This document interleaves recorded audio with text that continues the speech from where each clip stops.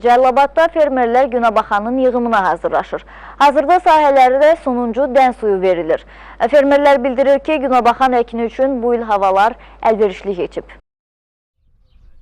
Havaların əlverişli keçməsi Günəbaxanın vegetasiya dövrünə müsbət təsir göstərdiyindən sahələrdə məhsul bolluğu müşahidə edilir. Əkin vaxtı suvarılmada yaranan bütün çətinliklər aradan qaldırılıb. Hazırda əsas sayılan sonuncu dən suyu verilir ki, bu da toxumların tam yetişməsində mühüm rol oynayır. Axın suları suvarırıq, qutarma üzərik.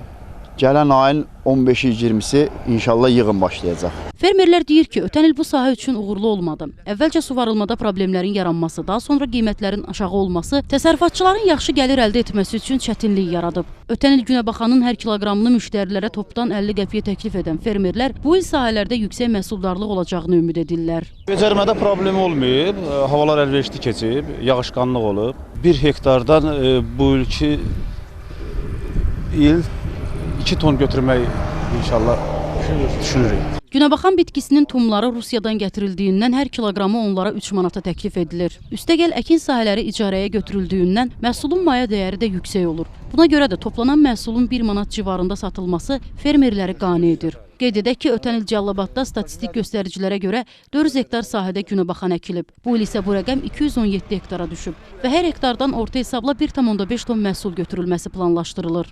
Aytən Sakit qızı Elşən Feyzullayev, Zahid Aydınoğlu, Cəlilabad.